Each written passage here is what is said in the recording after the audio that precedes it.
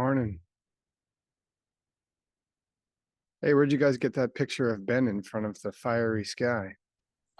Whoops. I was just at the Inner Kingdom teachings with Earl, and they wanted me to use a pretty background, but I you don't need that from me. You can handle the real me. Oh, that is quite a Um, photo. Damn. Wow. it's beautiful, isn't it? Uh, Adjust background and effects. Here we go. You're stuck with plain old me. Boing. oh man. Hey, Geshe Michael. Hi, boss. Hola, come karo, come karo. You even got Come, me a Karo. boss. How are you? Oh, Pretty good. Indonesian? again, you said? Good one more. Yeah. I need a little ring. Yeah. It's back up. Right. They Well, Yeah, will. that's okay. All Welcome right, to Street kids. Tower. Yeah. Okay. It's Sh- it's time, Ben, if you want to start your okay, I do. homework or whatever. Let Okay. us. Okay. Here we go. So all the drinks you guys could come up with. Ooh. Do we see my screen? Do we see a homework? Yes, sir. Okay. Yes. What are the two requirements the Master Dharmakirti suggests for a correct reason? Um, and give the relevant words from the root text, the commentary on accurate perception. In fact, let's try to do that first if we can. Hmm.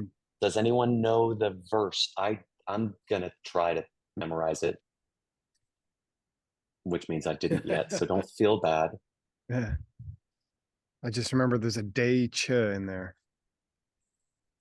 You would think it's They Day Deche. cha, day chai, day che. Yeah, day. It's Che. Yeah, Deche is gonna be helpful. Is it choke?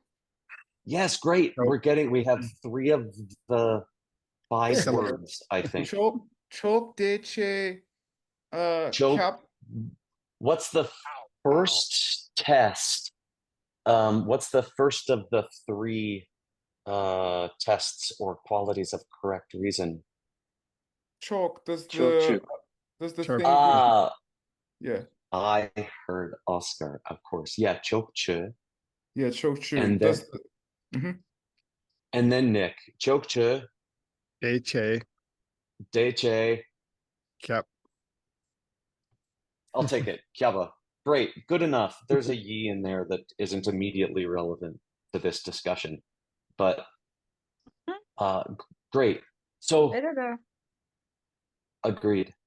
What does he intend with these lines? What does it mean?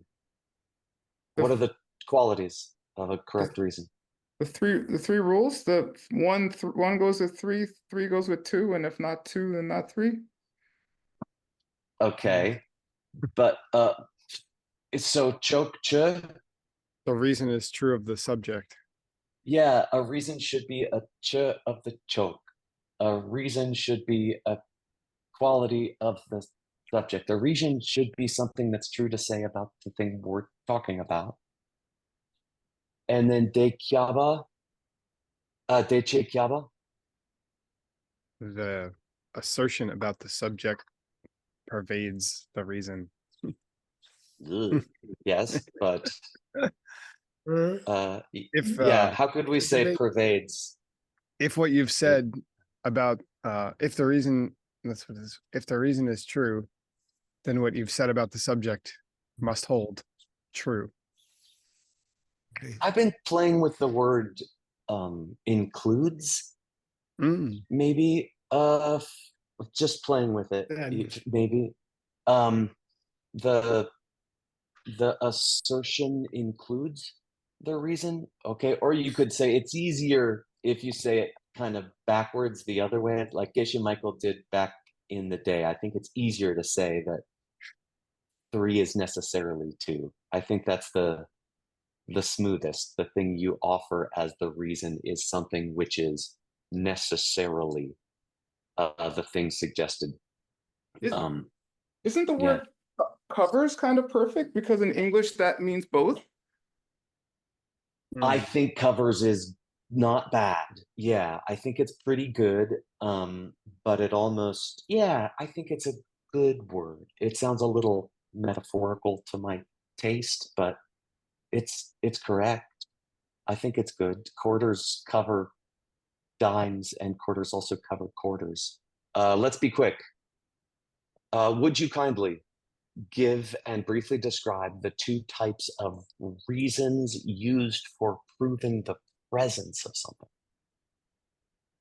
So we could have reasons for proving the presence of something, or we could have a reason to prove the absence of something.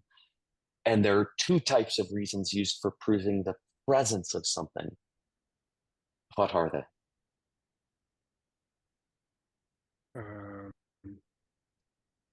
I remember, but I'm not gonna say. Is it One thing identity? is about results. Yeah. Something about results. Identity and yeah, and cause and effect. Yeah, cool. That's right. They were taught in the other order, I think. So I'm going to ask Yeah. you first before I reveal it, which is when you say cause and effect, what would that be like? What's that? Briefly describe If a there's reason. if there's smoke, there's fire because fire causes smoke. Yeah, that's right. I think the way that he puts it here is essentially that the reason should be Oh, a or effect or result. yeah, right. The reason should result. be a result. Yeah, great. Yeah, wonderful. Good. And then how about an identity reason, if you like, or a reason by identity? How would you describe that? The reason should be what? Identical. Or show that the No. It's sensitive. You can't go ahead, Oscar. Just like being present, or You have to be careful when you say identical. It's close to identical, but it just means that there's a necessity. to be the reason, to be a thing which is the reason, or to be a thing which the reason is true about, is To be the assertion. yes, essentially, right. quality. So it's a one-way relationship of identity, at least. It could be two. If it's identical, that's okay, but you don't have to be identical. A reason by identity is that reason which has an identity such that to be it is to necessarily be the quality you're trying to prove. And then finally, whoops, okay. What are the two types of absences we may set out to prove with a reason for the absence of something? So we talked about proving that a positive thing. Now we're talking about proving the absence of something. And there are two types of absences, importantly, that we may set out to prove. And there's a difference in the way that we would set out to prove them. What are those two? This is harder. By ingox and megox? No. No. one of them is that normal people don't see those things. Yeah. Yeah. Right. And then the other is something we normally would see. Yeah. So if there were such a thing as a hungry spirit or something, and Ben doesn't see it, that doesn't prove it ain't here, because of course Ben doesn't see it. He doesn't know how to see things like that. That doesn't prove that it's not there. If there's something, so the two types are those that we a reason for the absence of something that you typically wouldn't see, an ordinary person typically wouldn't see, or the reasoning for Yeah. the absence of something like a pot that you typically would see a coffee cup. Okay, cool. Let's look at Geshe Michael. You gave me a very difficult assignment. Yeah, it's about time. Good. Okay. Enough biographies. Right. This was tough. Whoops, here, I have a highlighted thing that I just used to. Okay, something like that. Do you want me to read Yeah, okay. yeah, please. We can't see the whole thing. Can you? Yeah, Oh. okay, now we can. Okay. Okay. Sushi, good. Sushi, Sushi. sushi, yum. Sushi, tabu, churchen. Chok cheni ba mayinte. Drupja ma drupe ngaro to drup sinbe chir. Bro. Okay, good. So this is going back to the famous opening lines of the Pramanavartika, which is Chokcha Deche Kyabi, which is the definition of a valid reason. And they use the word chok, which in Sanskrit is paksha. Paksha. Yeah, which can also mean the wing of a bird. So it implies a side or say, so chok means a direction. And chokche means the relationship between the subject of the logical statement and the quality you're trying to prove about it. Let's take sound, Dutch term. It's impermanent because it's made. So sound is made is the major premise, something like that. It's something that we would agree to already. We don't agree to 1 is 2, but we agree 1 is 3. Let's take sound. It's impermanent because it's changing. Okay, everyone agrees it's changing. We're not sure whether it's changing moment by moment or not. Okay, so sushi is a Japanese food that's pretty good if it's fresh. No, I'm kidding. Sushi is so tsu means to fight, and tsu means to argue, and it is the Tibetan word for debate, for formal debate. So like an argument between a husband and a wife, it's the same verb as formal debate. Arguing. Tsushi means the thing that you're fighting about, which in this case is sound. Okay, sound, sushi. Da, then he states it, sound. And then he says, let's take sound as something that we're trying to figure something out about. Sushi.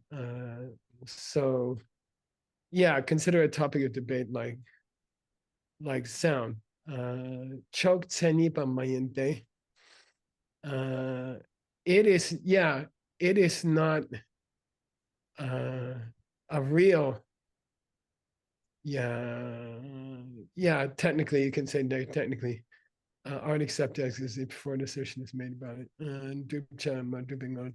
Yeah, that's fine. Your translation is fine. Okay, but the whole, why we're studying this, we are studying an extra quotation. We went out of the book.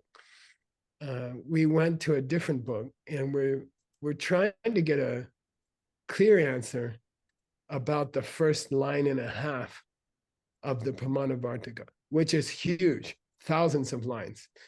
And the first line and a half are very famous because they define a correct reason. You know, you could live the rest of your life on the first line and a half without the other 1,000 verses, 1,000 lines. Okay, and we debate them for many, many years, just the first few pages. Okay, and so yeah, he's trying to explain Chokcha Deche Kyabe. He's trying to explain the first line and a half. And that's why we're studying this citation. We took it out of John Brady's database. because it offered some clarity on this weird wording, which says direction, peace, covered by reason. Mhm. Okay, it's unclear. We're trying to get some clarity on it. Okay, all right. Your translation is good so far. Okay, well, it's Yeah, only there it nowhere to go but down. Oh, this is hard. Yeah. Let's see. I'm sorry. I have to. Okay. Oh, do you want me or someone to Do you read want to have this? someone read? Ben? Sure. Yeah. Oscar, would you read this? Yes, thank you. Thank you. Kilten namtrele. Chukchu teche kyapashemu mirikpar del. Chungni tsushi tang chani te chukchik yin pe tsushi chukchik yitak lakya pa mayimpe chu. Shena.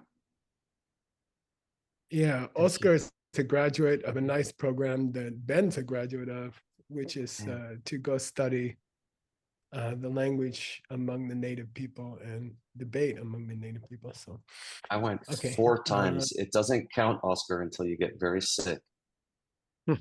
yeah, until you go to the nearby hospital, which is just short of death. All right, Kelty, one Mary is not quite right. There was an American Okay. doctor there, Geshe Michael. It was okay because he was both American and a doctor, though I believe his medical education was in Cambodia. And medicines were made in that local country, which is makes them a little bit better than motor oil. Okay, not kind. A reason is called a substance by the part. Okay. Chochu deche kyapa. Yeah. Okay. All right. Shema Mirik Batel. Yeah, good. It's not quite right to give the definition of a reason that the greatest logician in history gave. Okay. All right. No, it's not correct because Chok needs sushi. That's because Chok needs sushi. I keep getting these. The chat keeps blocking me. That's because of debate. Can I turn it on? Mm-hmm. Yeah. Yeah. Hide it. Okay, good. All right. Yeah, what he's saying is the word choke means what we're fighting about. Sushi. Okay, good. Yeah, choke refers to the subject of the debate. Sushi, foundation of debate, which happens to be sound. The most famous debate in history is, let's take sound. It's changing because it's made. And that most famous logical statement in history was presented to whom by whom? By Buddhist to Hindu schools. Yeah, it was presented by Buddhist schools to Hindu schools who said that the word Om was eternal. Yeah, and that it never changed. And we say the moment you say Om, it's already changed. Okay, which is Buddhism in a nutshell. So that's the most famous logical proof of all history. Let's take down it's changing moment by moment because it was produced by your vocal cords, etc. Okay, choke need sushi. So the choke in this case, paksha, the side is, which can mean position, but in this case it just means the subject of the debate, which is what? Sound. Okay, so he says choke or side means the object of debate, the thing that you're fighting about, which is sound. Okay, and cha means what? Cha cha cha. Part. Cha means part. Okay, so cha should be part of the choke, part of the extended choke. So we divide choke into brief choke and extended choke. So choke is what we're fighting about, sound. But in a broader sense, we're arguing about whether or not sound is changing. Okay. So the word cha, a part of the argument, a part of the assertion. What's the assertion? Sound is changing. What's a part of the assertion? Changing. There are two parts. And sound is also, okay. So the way Dharmakirti starts his famous book, after he finishes the unbelievable preface, he says, Chokche Deche Kyabai. He says the part of the assertion, which means the quality that's asserted, which is changing. Sound is changing moment by moment. Okay. Chani de chokchik yinbe, tsushi chokchik. So tsushi means what we're fighting about, what we're arguing about. Chokchik means one part of it or one direction of it. Chokchik. It should kyaba, the dark. Okay. What's the dark? The reason given? Let's take sound. It's changing. It's no. Sound is changing because it's made. Okay. So what's the reason? It's made. Made. It is made. Okay. It is made. What's the relationship in a good reason between the quality you're trying to prove and the reason you gave? In this case, it's made and changing. The quality you're trying to prove should necessarily include the reason. Good. It should either equal the reason or it should be a subset of the reason. And then the reason is true. And then the logical statement is true. Okay. So what comes third should be equal or bigger than what comes second. How's that? Other way. Sound is changing because it's made. Yeah. If it's made, it should be changing. Okay. It should either be equal to changing or it should be less than changing. Okay. It should be a subset of changing at least in minimum. Okay. Yeah. But here, Ben, you can say the quality asserted covers the thing in the reason spot. Right? Yes. No, but your position is the reason should cover the quality asserted. It's not my position. Oh, so if it's the reason, it should be the quality asserted, right? That's true.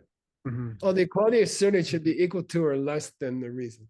How's that? Yeah, right. Because the assertion is the cha that does with the sa, the kyaba ing.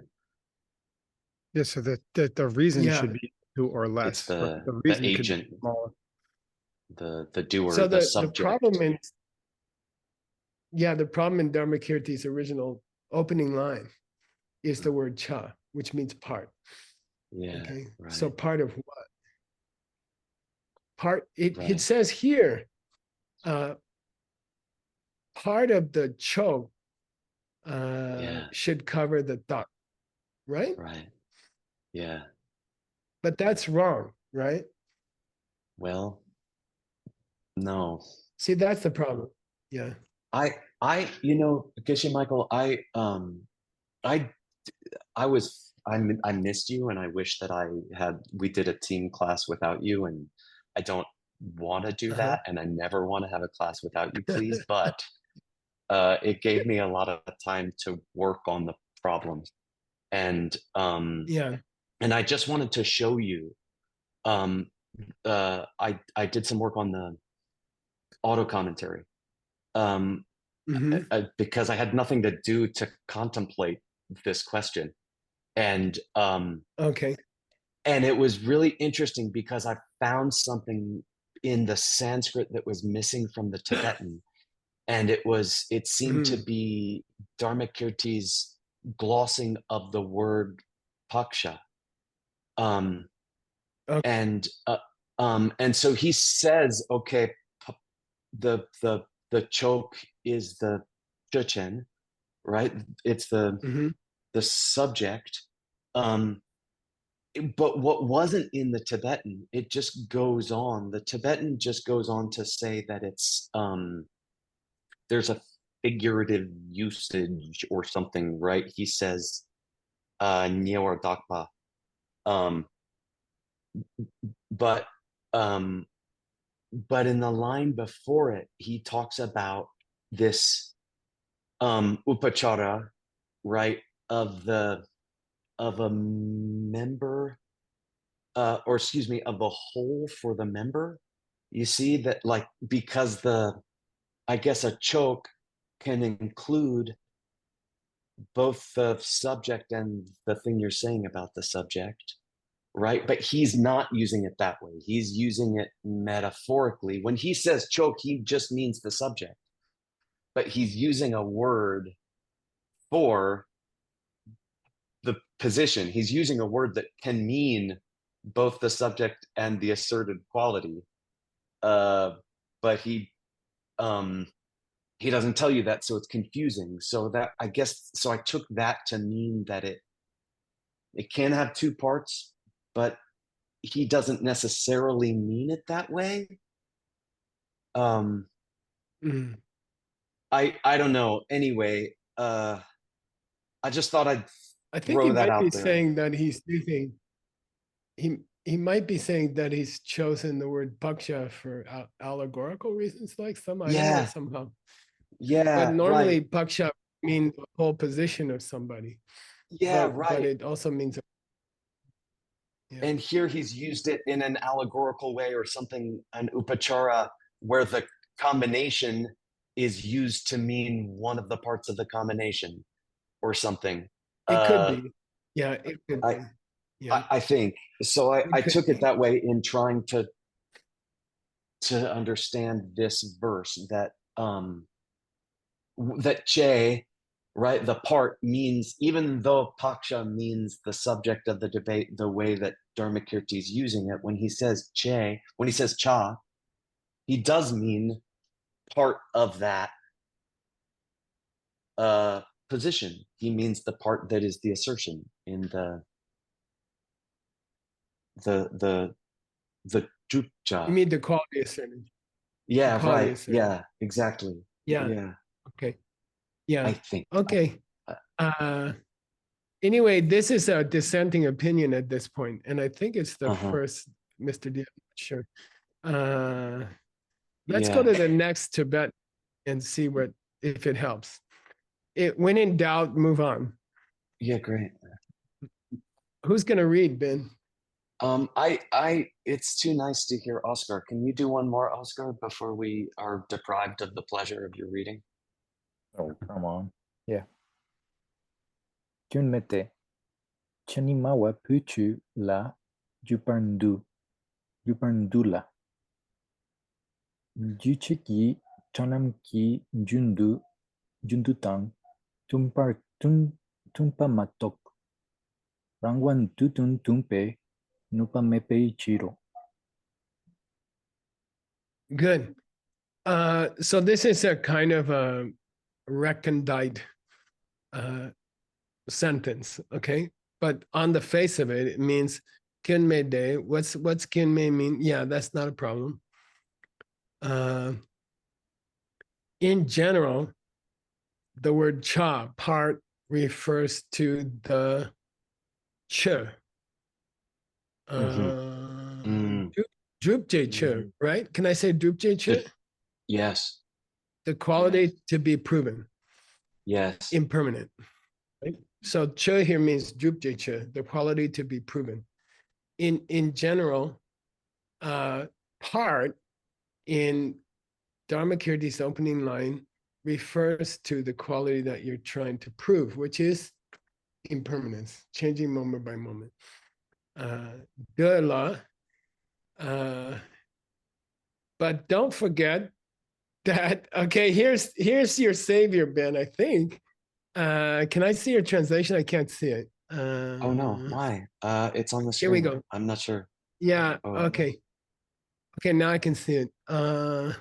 Because in part here refers to that which appears intends to express something. Yeah, that term itself can express it. Yeah.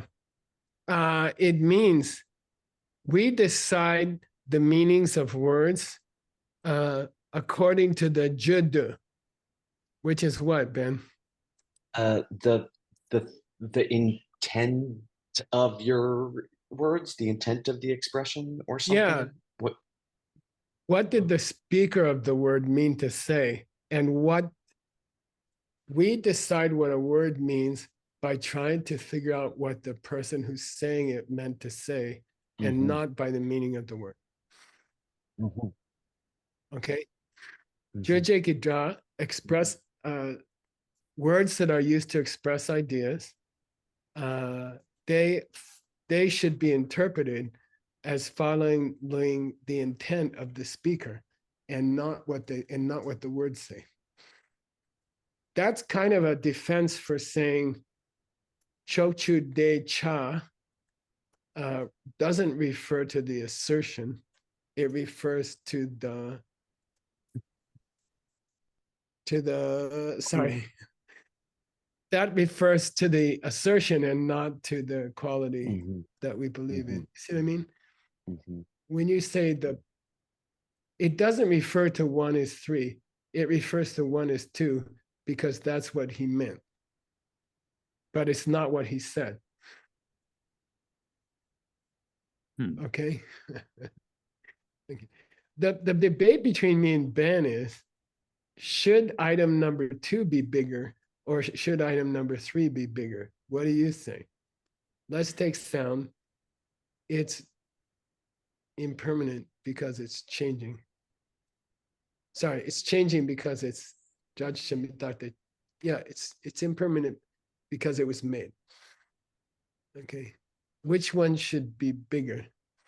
In 3 this or case, 2? they're the same size. Right. Yeah. They 2 are, needs to be bigger in general.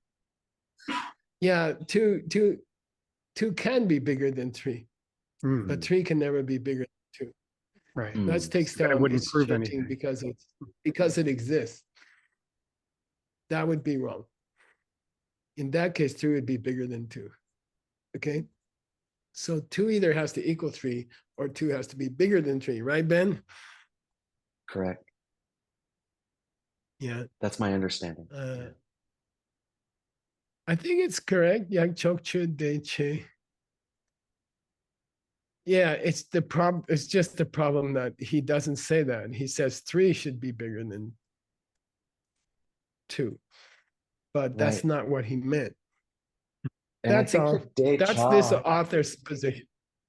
I think that De Cha means like what you would other consider part of the joke, right? Like Assertion. Yeah. Yeah, right. Yeah, right.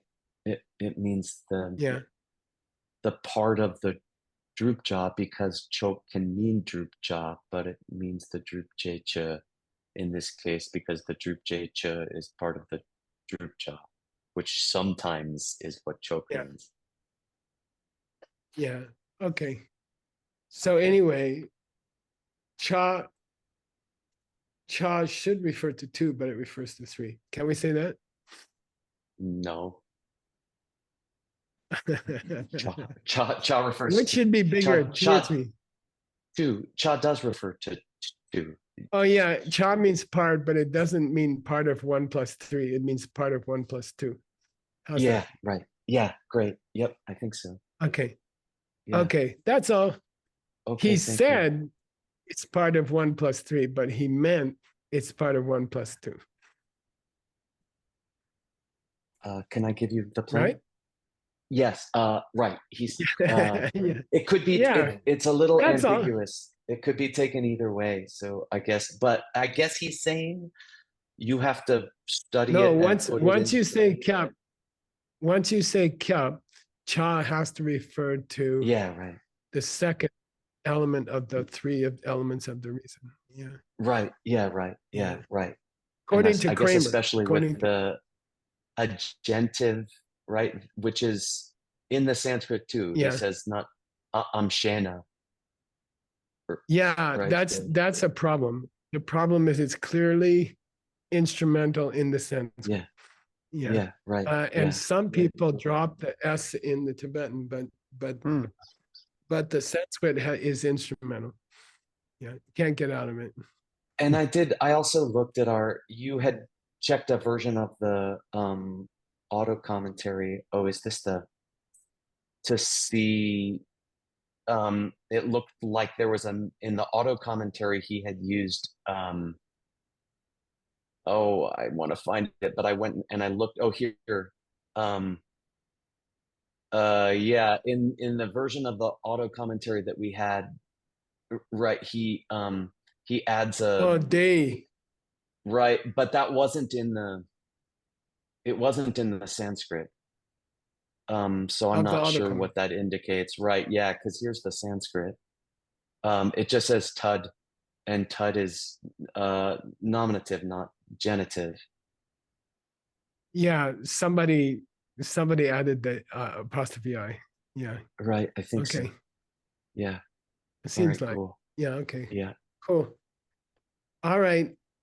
It's a mystery, and to tell you the truth, we don't debate it, and we debate this for many days, and we never debate that. So it's kind of cool.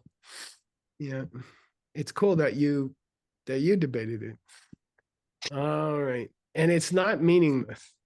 It's the whole definition of a good reason. If we don't get that straight, I don't see how we can go on. How far did we reach, Ben? Did we really stop here? No, we Or did circled back we to went here. further? So I think we There's are another at, mark down here. yeah, there is. Here? Let's see, it's one. I think we're at 1.3. There's yet another mark. 1.3. Yeah. We kind of went backwards to cover this thing. Here we go. Ben stopped stopped here. here. Okay. All right. By the way, I artificially put in the root text. Thank I you. added the root text. As I mentioned before, anytime I need help with Pramanavartika, anytime I need to translate a quotation from the Pramanavartika, I go to Yeshe Wangchuk. I go to this modern author who's the teacher of my teacher. And he was detained for 30 years. And he wrote a commentary. He had time. And it's an amazing commentary. And then we got a copy, we printed it. It became a very popular book. Finally, he was able to come and check it. And we worked on it together. And then he passed away in a car accident. But anytime I need to translate a piece, I go to his commentary because he does a word by word, and nobody else does that I'm aware of that clearly. So it's extremely unusual that in the last 1,500 years, the person we go to is someone we knew. But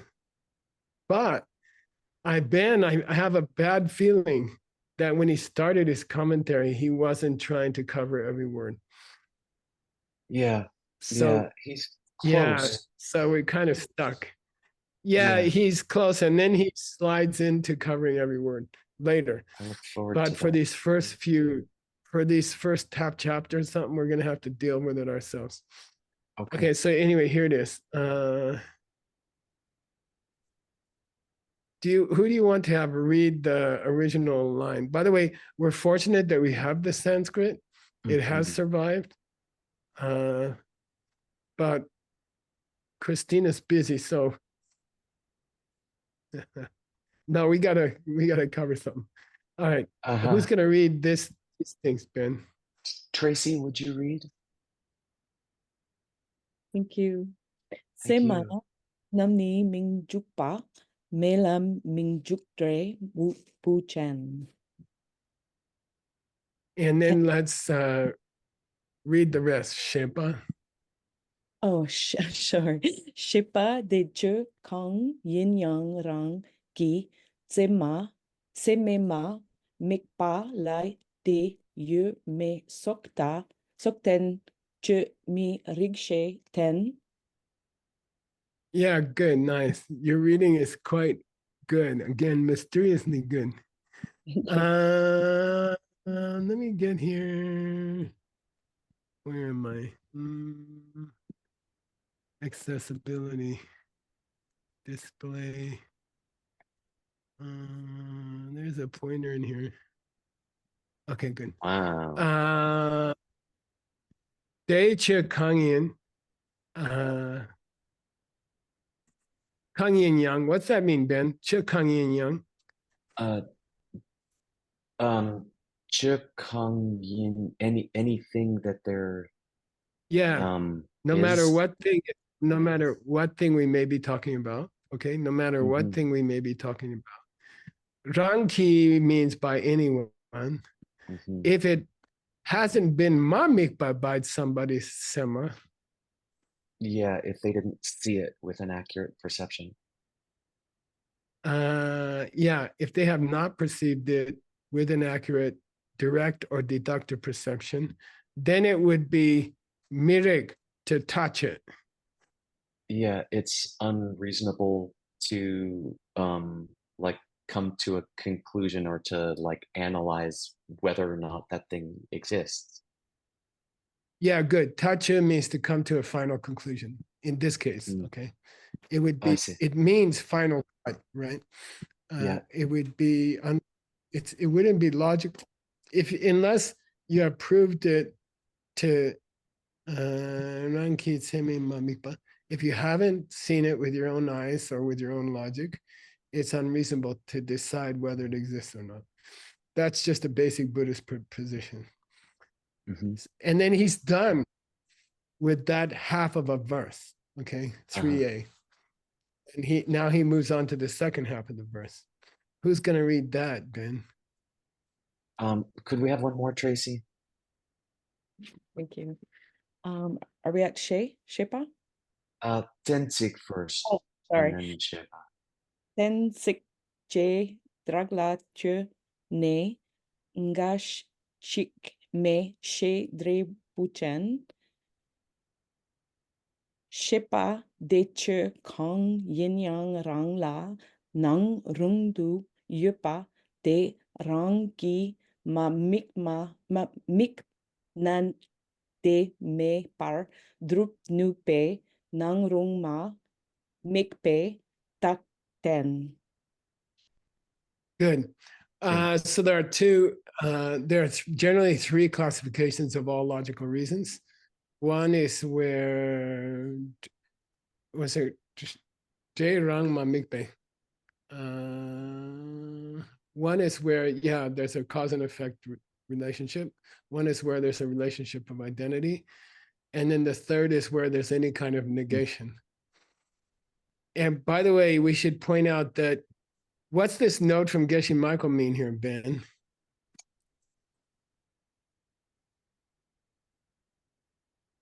The Mamikbanes overrules the Dib. If nothing exists, then it doesn't. Yeah. Go ahead. Word, I think. If it doesn't exist at all, then it doesn't matter if it's a result. As far as categorizing it. Yeah, the point is Yeah. in categorizing a logical statement, first you look at whether it's negative or positive. Is it trying to prove something, or is it trying to prove something's not? If it's not, and then you make the first division. You say either it's a positive proof or it's a negative proof. If a negative proof may talk about cause and effect, and a negative proof may talk about identity, but the negativeness first throws it into the third category of reasons. Okay, got it? Okay. Yes. That's what I'm trying to, because you'll say we'll have a negative logical statement in here that depends on a cause and effect relationship. And you'll ask me, why didn't they put it into the cause and effect logical statements? And I'll say positive or negative goes first. Got Okay. it. If it's negative, it goes into the negative bag. If it's positive, Okay. you check if it's cause and effect or if it's a relationship of identity. Okay, got it? Okay. Cool. Okay. Okay. That's all. It just Just occurred to me curious. that it would be confusing. Hmm. Yeah, Does it say that later again or in some other commentary that you need to no, it remember? never says that. That's a gift from Geshe Michael. Okay, nobody ever said that. Okay, Shukang Yin Yang, what's that mean, Ben? Again, anything that there could be. Yeah, no matter what, Ch in this case doesn't mean Dharma. In this case, Dharma means entity. No matter what entity in the universe we're talking about, if it's Nang Rung, what's Appropriate Rung means? for it to appropriate or reasonable for it to appear expected almost. Yeah, Nang Rung means appearable to you. Appearable to you. Are there ghosts in this room? I don't know. There may be, but they're not Nang Rung to us. Okay, at our level. If we were Buddhas, they would be Nang Rung. Okay, so Nang Rung means appearable. They could appear. If they were here, you would see them. Almost So should all appear in negative this reasons. instance.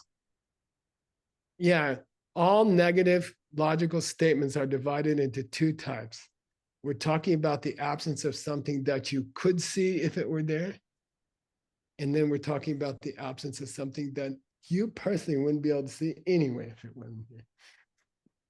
If it was here. Yeah. Got it? Yeah. Okay, it's Yeah. kind of confusing. Okay, and by the way, that's a personal thing. So when you're categorizing a reason, you have to state who's the opponent. Okay, if the opponent is a Buddha, there's nothing that's not Nang Rung. Everything appears to them. If there's ghosts in the room, they should see it also. If a Buddha is sitting in our room and they don't see a ghost, there's no ghost. Okay. Okay. And then it would be a different category of logic. And all Buddhist logic is highly dependent on the perceptual capacity of your opponent. And if you misjudge the perceptual capacity of your opponent and give them the wrong reason for them, it's your fault. And your logic is illogical. It's very interesting. The onus or the responsibility for a statement, for a reason to be correct, depends on your judging the capacity of the other person. It's very interesting. A logical reason is not logical in Buddhism if it's presented to a person who cannot understand it. It's very interesting. The definition of what's logical and what's not logical only depends on the capacity of your listener. It's very, very revolutionary. It's similar to the definition of morality in Buddhism. It's not what you would expect in the West. Okay. In the West, what's moral? Something that doesn't hurt other people. In Buddhism, what's moral? See, something that doesn't hurt you. Following that logic, we have to suppose any opponent to be Buddha, not to be wrong. Yeah, if you underestimate an opponent and you give them a correct statement, but it's one that they cannot confirm, then you have spoken illogically. You are not speaking logic. It's amazing. It's cool. Okay. Like if the other person's insane, you cannot present logic to them. Anything you say would be illogical. Okay. Is it considered like hurting them? In a way? Maybe. Yeah. At least not helping them. Okay, anyway. So Nang Rung, you gotta get it in your brain. It means if it were there, you could Perceive you it. could see it. That's called Nang Rung. Okay. Yepa de Rangi ma migna. If it's something you could have seen if it was there and you don't see it, then it's me. It's not it doesn't there. exist. If we're talking about an object that you could have seen if it were in the room and you don't see it, then it doesn't exist there. Okay, got it? And Nyupe, that's called Nangrum Mamikbetak. A negative proof, a proof for the absence of something that you could have seen if it was there. That implies there's other kinds of proof for the absence of something that you could not have seen if it was there. And there are such proofs. Okay. All right. So now we finished that. We finished the first of the two categories of what kind of reason. The reason to prove something is not. Okay. Negative reason. Okay. All right. Who's going to read next, Dr. Ben? How much time we got? We okay? 10 minutes. Oh, we're Not fine. great. Oh, good. I'm going to push this down a little. Let's have someone read the root text for good luck, Ben. How about Roxana, that other graduate of that fine program? Sure. Geltang drebu tak druptang, gyutang no, tarung wei, dakni tangni, madrupa, metun chenmi, miknamshi. Nice. Whoa. Some people go to study and come back. They go to the aisle of, what do they call it? Jewels, and come back with jewels. And some people come back with diarrhea. Okay. All right. Who's going to read this one, Ben? Roxana, would you continue?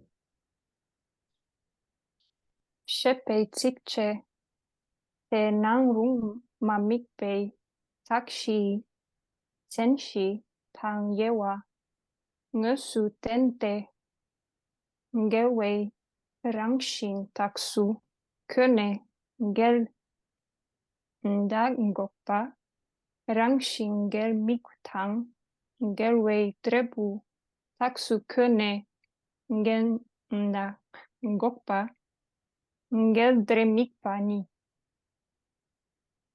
Good. Sikche means what, Ben? In this case, the words of the verse, the words of the commentary. Those 4 lines. Yeah. They are giving how many kinds of negative reasons for proving the absence of something that you could have seen if it was there. There's 4. Okay. There's 4 different categories of reasons you can give to prove the absence of something that would have been visible to your opponent if it was there. Okay. And we give that senshis. We're going to give classical examples of all 4. These are 4 different reasons for proving that something's not there, which your opponent could have seen if it were there. Okay. And we're going to give the divisions. Okay. So, Gyawe Rangshin Taksuka, we are going to present a kind of reason where, I don't know, you could say cold water is not in the room because it's full of hot water.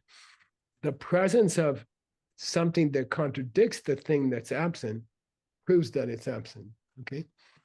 This room is covered with ice. Therefore, there's nothing in the room that's going to burn your finger. Something like that. Okay. Gyeongda means what, Ben? Like a contradictory pair. Yeah, good. So all of these ZL words, which by the way are ND, they're pronounced nda.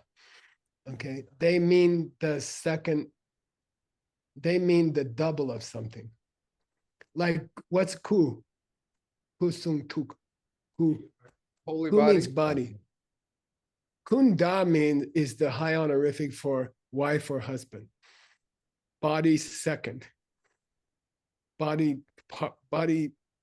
and the word moon is dawa because it's the match of the sun. So da means the one partner of a pair. Da means one partner of a pair. Okay. So gelda means the touch of a red hot iron rod in conjunction with the touch of a piece of ice. They are gelda. They are a contradiction pair. Okay, got it? Gelda. So two things can be contradictory. Two things can be such that one proves the absence of the other, either by nature or by cause and effect. Okay, so the presence of a red hot iron rod precludes what? The presence of ice. Okay, or you could say, I don't know, the presence of a fire sprung from a match precludes the presence of peas frozen in the fridge or something like that. Okay, and what I did, Ben, for this whole discussion, I went to the database and I pulled out the actual classical syllogisms for each one. And normally a young student, 13, 14 years old, would memorize these to learn the different types of reasons, to learn the different types of syllogisms. A baby monk in the Geshe course, first year Geshe, first of 25 years, they would be required to memorize a representative syllogism for each one. And they're much more educational than the descriptions. Once you know the classic example of a syllogism, you never forget what it refers to. So I've gone in and supplied them for you. Okay, here we go. And let's read, Ben, since we don't have a lot of time, we got 5 minutes. Let's do the first one together with you, and then you're going to translate the second one, okay? Okay. Please read the first line, just for pronunciation purposes. Gelda mikpe ma mikpe dak. Yeah, ma mikpe dak means a logical reason, a valid reason for proving that something is absent. Ma mikpa means absent. What's the famous mantra? Mikme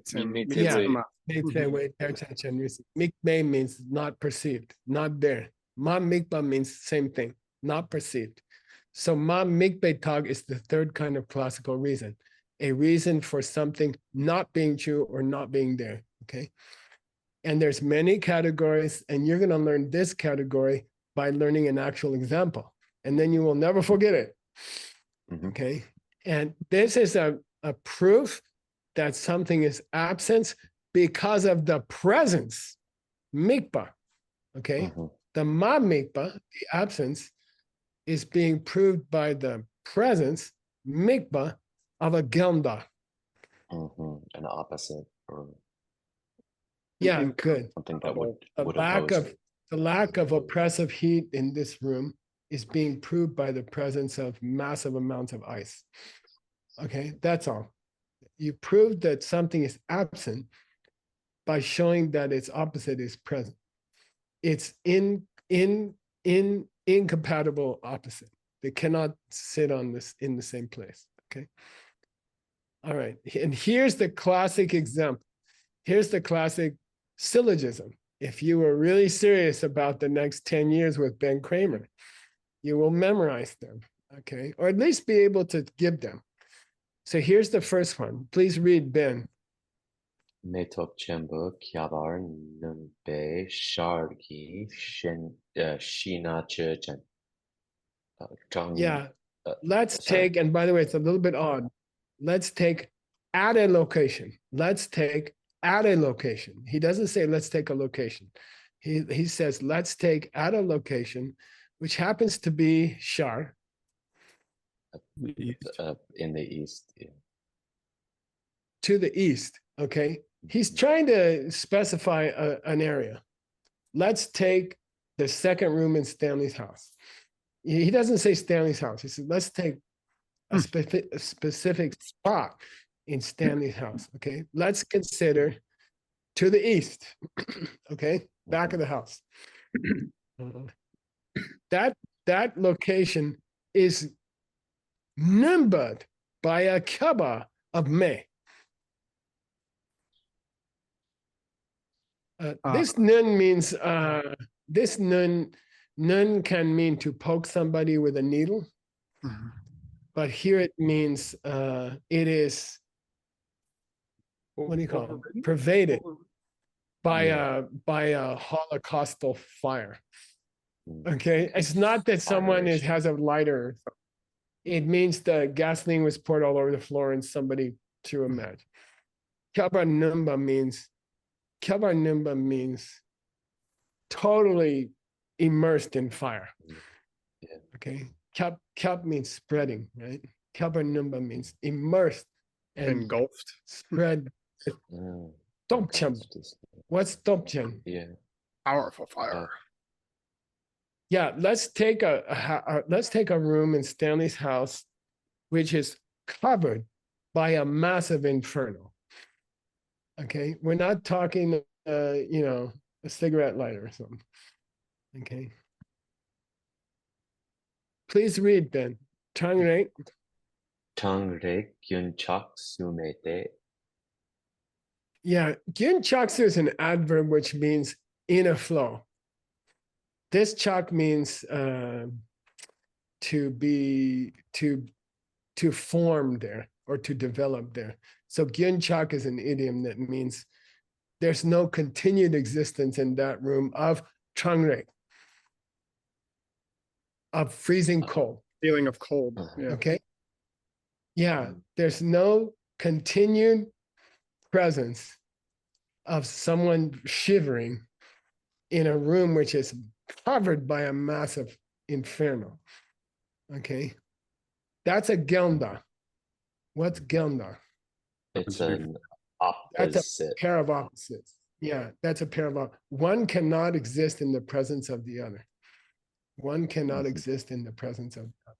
Okay, it's covered in flame. Therefore, there's no ice cold feeling there. All right. Going on in a flow. I mean, maybe somebody throw an ice cube in there and it'll last for a second, but he says it has to be in a flow. It has to stay for a while. Okay. Why not?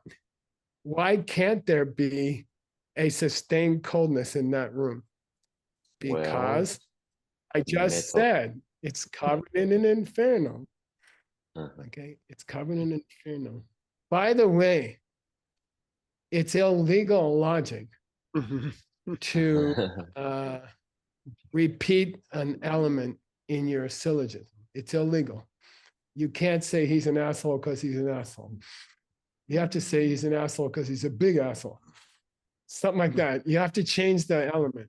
Okay. So he took out the word east. Sharp. Took out the word east. Okay. Let's take the second room in Stanley's house, covered with an inferno of gasoline flames. There's no ice cube sitting there because it is a room covered in massive inferno of gasoline flame. He doesn't say, he doesn't repeat the word east. Okay, you cannot repeat the word, you cannot repeat the element word for word. You have to change it slightly. Okay, you have to change it slightly. And by the way, you hear this kind of logic in a bad argument with your wife. We shouldn't go to that restaurant because the food is bad. Why? Because the food is bad. Like that. You have to change it. You have to say the food is really bad, or something like that. All right, Ben, you're going to translate reason number 2, and you're going to translate number 3. Okay. I've given you classical examples, and you're going to translate 2 and 3. And to me, to be honest, they're more instructive than the sentences between them. But that's another thing. Okay. Should I? If you memorize the basic syllogisms, you will always remember the categories that they represent. Okay. What was the category here?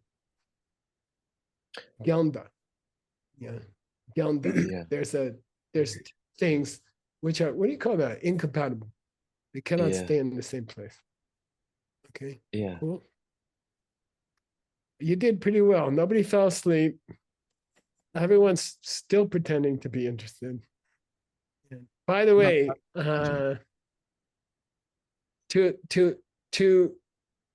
to prove emptiness and to save your life, you must be able to reason.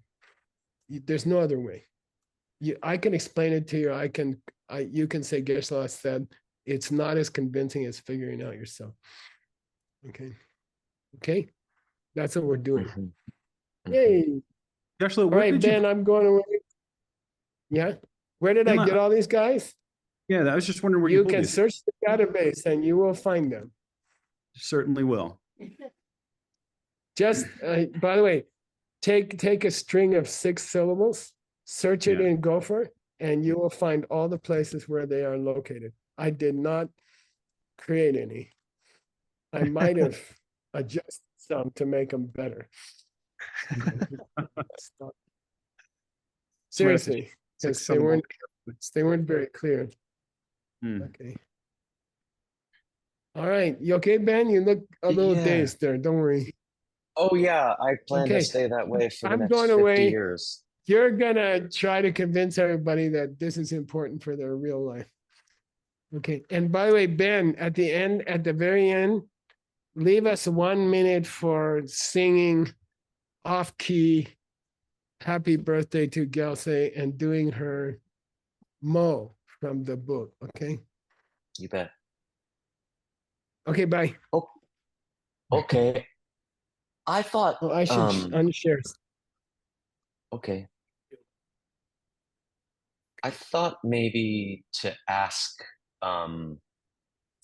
sharing some advice, maybe about reasoning. I was thinking of the autobiography of Benjamin Franklin. Not everyone knows who that is, but he's a famous American founder, one of the founders of America, and his autobiography is cool. He was neat. He kept a book. I wonder if it's one of the ways Geshe Michael got the way that he presented it to us, because Benjamin Franklin kept his morality in a book like this. And he was also a vegetarian at a time that it was not popular to be a vegetarian. And but he loved fish. He just loved to eat fish. And he said he was out on a boat one day, and he saw a fisherman catch a big fish, and the fisherman cut open the fish, and out of the fish fell a bunch of smaller fish. And he thought to himself, 2 things. One, surely if he can eat those fish, then I can eat him. And 2, how wonderful is the reasoning, the logical capacity of humans, that we can come up with some reason to justify whatever we already want to do.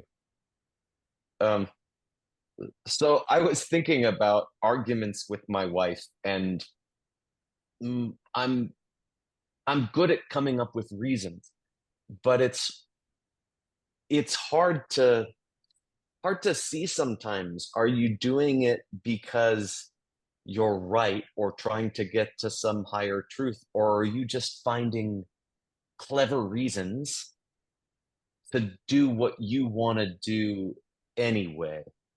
And I'm wondering what you would tell me or offer me some advice. I need help. I'm that guy who loves to come up with reasons and try to find a way to get my way.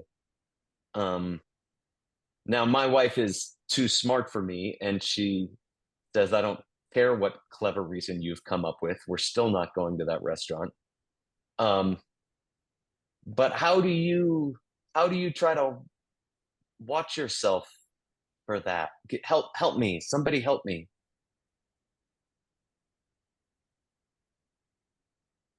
Help me. You have to help me. If I ask for help, you have to speak, because you're all wisdom warrior saints in training, Well, at least. one thing that you could ask is the outcome of this argument, is it possibly going to be helpful to, like, not just me, but the whole family or the whole dynamic, the whole relationship? Is it something that can bring us to a better place? Or is it just something that is going to further my interest in this small scale goal? Well, yeah, and also we were learning too that, I mean, this is something if we're gonna use like a syllogism with somebody, it has to be kind of on their own terms too, right? So it has to be something they've already accepted. So just coming up with reasons to try to get our own way kind of makes the statement illogical from its outset, right? And it's a little bit dicey because, as we all know, because we were asked to memorize this line, judge not unless you are as I am. So there's no way we can judge what a person's understanding is. If I cancel the label of fish and just see that is alive. Nice. Sarani said something very beautiful in the chat, which is use that skill to come up with reasons for the other person to get what they want. Can you come up with counter arguments to your own arguments? Of course, I don't want to, because I want to get my way. I can almost feel it, right? You can almost feel it, right, when you're pushing it, but it's so subtle. When I notice that I'm trying to get my way, I can kind of feel it in the back of my heart. And when I can just barely feel it in the back of my heart, then that I'm being naughty, that I'm just trying to get my way, then that is a hint to me that probably a bunch of the times I didn't notice it. If I can barely feel it sometimes, then there are probably other times when I ignored it. I betcha. What do you think? How do I call myself out? How do I catch myself? But the intuition's a good place to start. It's how your heart feels, right? Yeah. Yeah. Yeah, that's true. And That's facial Engage expression. motivation before opening mouth. Yeah, but how Yes. you do so, right? Two things, the 6 times book and meditation, because you need strong session. That's true. I think we can put the facial expression of our wife into the consideration of the logic. If you know what I mean. Yeah, I do. Yeah. I have one, Ben, for you. Great, please. There's a ferocious bookkeeper who will help me. In sales, we had this thing in the cycling industry about everyone's the hero of their journey. And you have to constantly be in a place where you're trying to think like Kendra's the hero of her whole story. And so you have to kind of put yourself in their mind, basically, in order to help them. Like, I would never sell anything that wouldn't be the best thing for that person. And it was kind of what we were talking about before. You never use a logical statement which they don't already accept.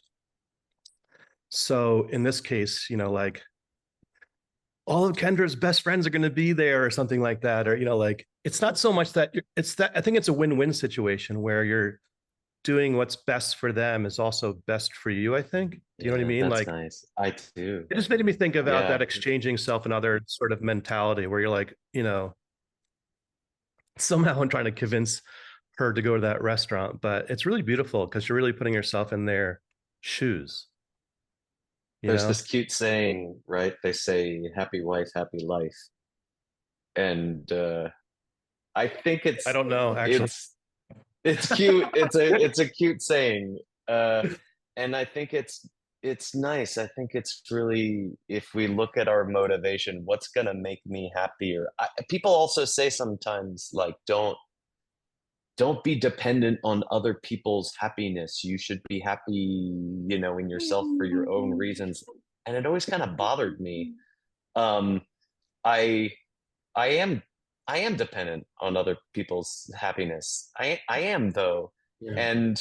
And I do, and the foundation of our relationship is one another's happiness. And I don't think that's unhealthy. I think it's very wonderful and very beautiful. And am I going to be more happy if I get some garbage food instead of when when my son and I hang out together and mom's away, he'll say to me, "Dad, can we get dirty boy food tonight?" Because mom eats Oh my clean, God, that's healthy great. food. Yeah. But in the end, am I going to be happier if I get the dirty boy food, or am I going to be happy in the presence of the person who I love so much in life being happy? We should do Gelsey's song, and Mo, happy birthday, Gelsey. I love you. Because I have the screen, I get to say that personally. Can we sing? We always sing so beautifully as a delayed Zoom group. Before we sing. Oh, Ben, I don't know where my tie and my suit went. Okay, we're gonna sing. You have one that just, ready? you have a Velcro one that rips off? Yeah. 1, 2, 3. Happy birthday to you. Happy birthday to you. Happy birthday, Gelsey. Happy birthday to you. Cat score. Happy birthday. The presence of terrible singing destroyed all the good singing. I wanted to say something to you, Ben, which is if you're already catching it sometimes, then you can dedicate that to catching it all the time. Inshallah. Oh. Thank you. Okay, she's about try. to open she's about to open the prediction book. Quickly, because Hassel has to do his news show. Ooh. Yeah, so Kappa writes the long Gato. I shall fetch for you the cup of deathlessness. May it be so. That's a dang good birthday wish. All right. Happy birthday. Thank you. Thank you. Okay, I'd like to introduce the amazing Juan Hassel, who's Thank you, going to Geshe Michael. tell us all the news. Thank you, Senor. Don't forget those 2 syllogisms you have to translate. Okay, here we go. I will not.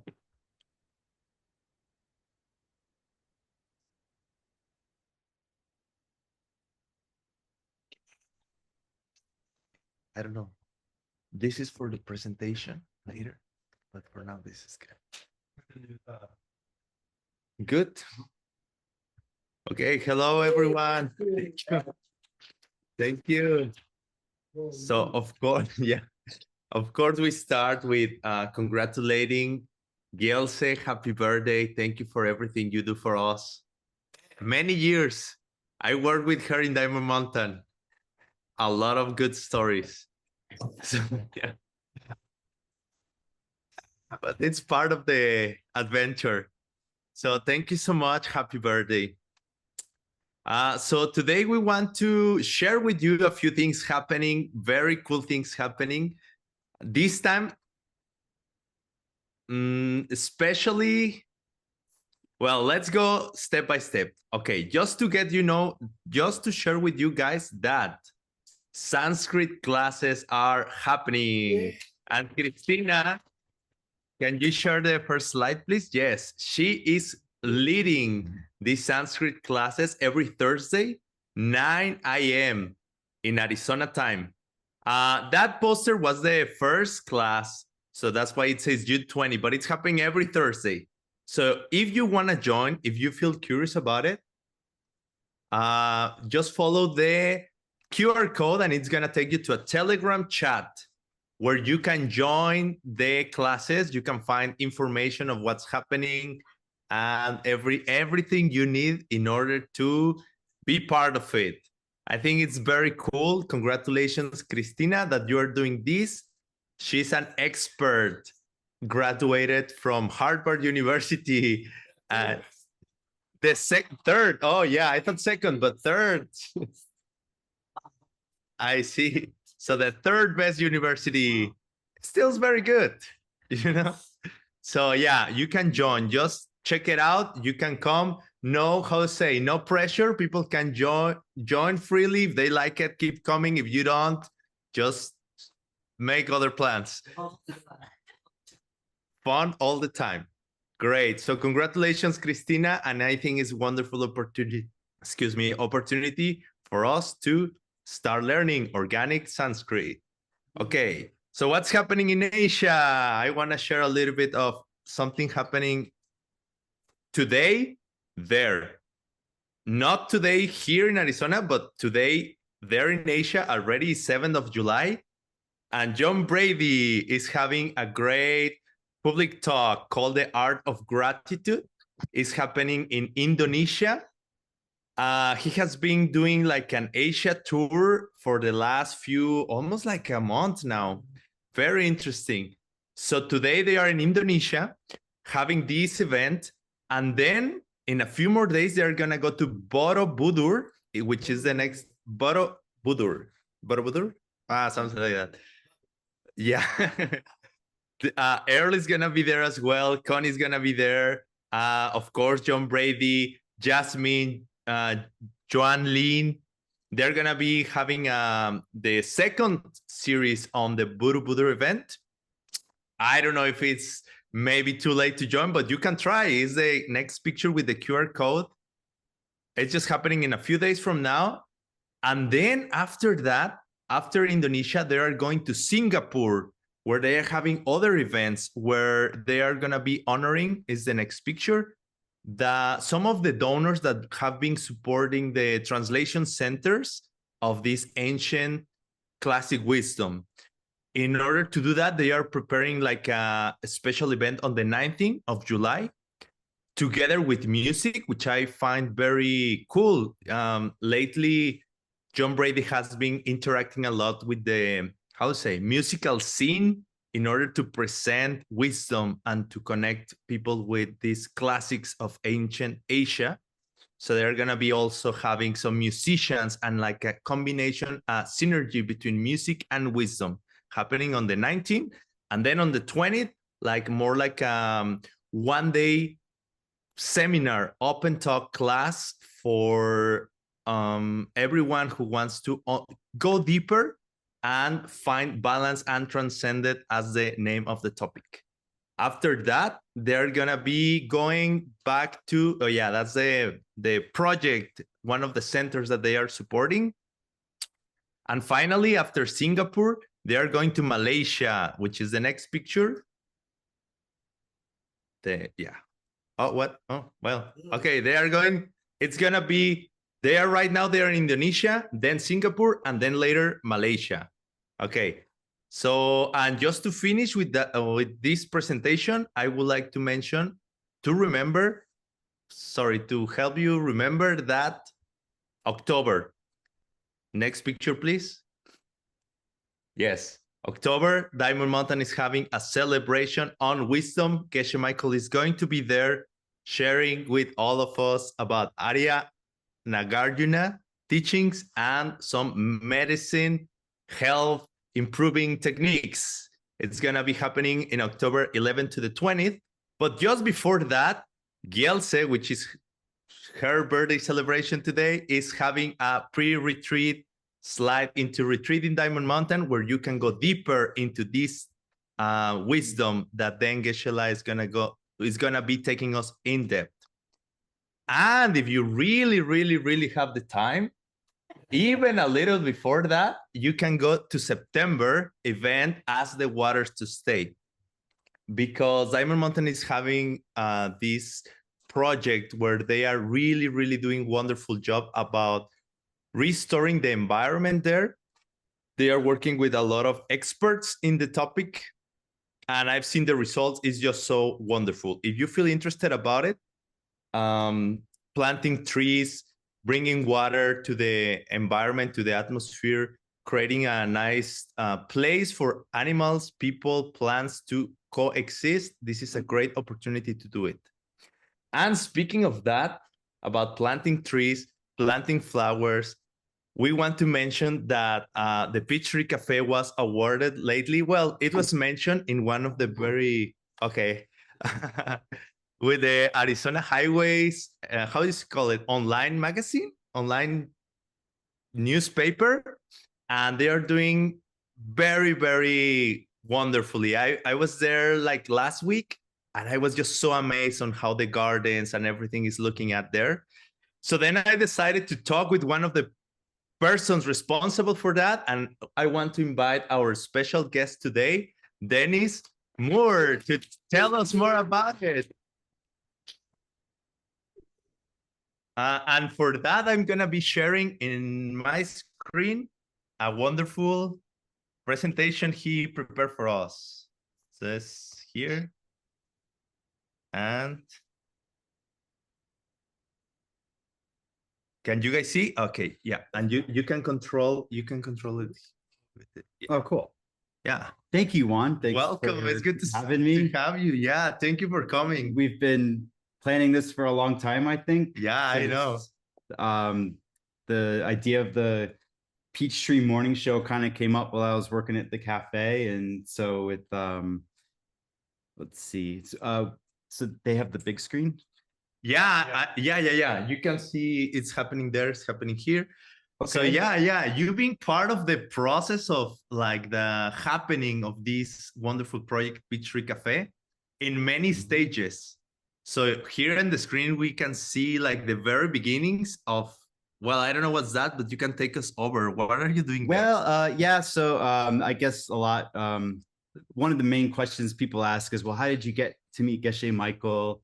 And for a lot of us, it's coming to the teachings, right, is the big question that we like to ask each other.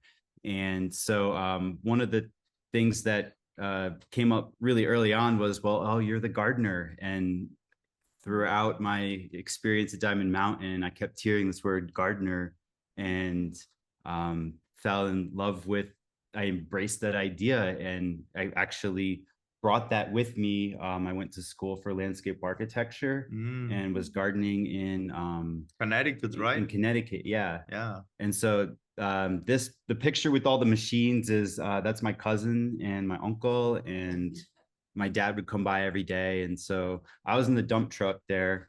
I was listening to Foundation Course 1, my earbuds. So take us through the presentation you have made, because I think you have wonderful pictures about sharing what you've been doing at the cafe. Yeah, so thanks. I'm glad to hear that people like what they see. So the way the gardens at Peachtree Cafe are kind of set up is that they're broken down into smaller pieces. And so if you're driving up to the cafe, the front yard it's the first thing that you would see through the window. If you're just like, oh wow, we made it to the cafe. And so the flower garden there, it faces the street, and it's kind of framed by 2 bushes. And that's kind of a way that many of the gardens were meant to achieve, like a level of finishing where that things are organized into bays. And so that as you're walking, there's like a meter to it. So where did you get that inspiration from?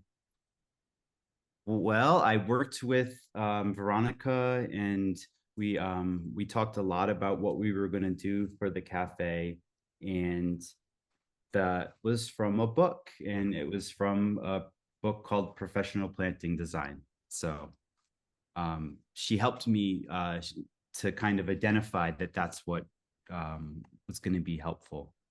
So here is like a map of the Peachtree Gardens, and just to kind of see like there was some organization down to a smaller level. And when I look at taking things to like the next level, then that's kind of how it falls, like that there's more meaning to some of these places. So it's not really random at all. You have a very strategic plan on where and how you want the garden to grow. Maybe, yeah, I wouldn't take too much credit for it, but it fell into place this way. Okay, that's wonderful. So here are some of the earlier photos from last year and the year before. I don't want to spoil it for anyone planning to come soon. And here's baby blue eyes, just in a bed with some bluegrass under the sign. And then here's, so this is what I came to see in 2021. Yeah, I remember, that's the before. Mm-hmm. And then, so here's like, for example, here's the Peachtree garden bed. And so it was meant, it's peachy, right? The colors like between the blue and the yellow, and in the wall, and noticing some of the. Yeah, what I think it's very impressive is like you have to consider so many elements, and you have to, how you say, you design how you want to see the place to be in the future. So you plan ahead of time. And this time when we were driving together this morning, remember when I asked you like, hey, Dennis, remember how in the book, like we have here, the King of the Dharma, one of the phases of Tsongkhapa is to be a gardener. Oh. So how do you connect, like for you to be a gardener, on how that helps you to understand reality in general? Like how do you take being a gardener to the, I don't know, enhancing of your daily life maybe? Well, that's a fair question. I think for a long time, I was lucky to have the same job for many years. So it became very routine, like what my actions were physically. And that allowed me to kind of rest in thinking of like my teachers. And there's many in this group. And throughout the day, and some of their advices and what they would say. And yeah, I think that identifying what is helping me like to change my reality, like what are the good mental seeds that I'm able to work with just by illuminating them. And then what is all this stuff that's just happening that's beyond that, that's not going to help me change my day. And so I think working in a beautiful place helps to, because through enjoying, and nature inspires in that way. Nature, and you get to see the growth. So you do visualize a lot of what you want to see, and somehow you come up with a strategy like this has to happen first. I have to plant here so many months in advance in order for this to happen, and this is gonna allow certain other thing to happen. I think you work a lot with processes. What I've seen is like you have a very you can foresee in the future what's gonna happen, and somehow you prepare in advance for make it happen. Well, yeah, so here's on the screen is a fountain. That's kind of a good example. And for a long time, the big mound of rock that I put there was too big. I also had a boss, and it's too big, and we have to take it down. And so I left. The process was that I discovered was that it needed to be sculpted. It needed to be taken down, like a river takes a mountain down. And so that was kind of one of the corners that I turned. And then if you see in the bottom right how the earth has been sculpted, the rock chose to get rid of was taken away, and there's a boulder there. And then, so the fountain project was a big part of last year. And so we got this big rock in the center there that we put it into place and built the fountain around it. So there were things that, you know, that could have been planned for, and then there were things that needed to evolve and grow. I see. So you live, you learn, basically. Yeah. I see what you mean. Cool.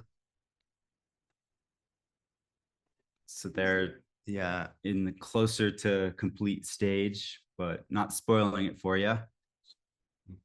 And then here's a friend I got to work with while we were at the cafe, and I think that was a big like shift. He was really thankful to be able to have the grounding of coming somewhere every day.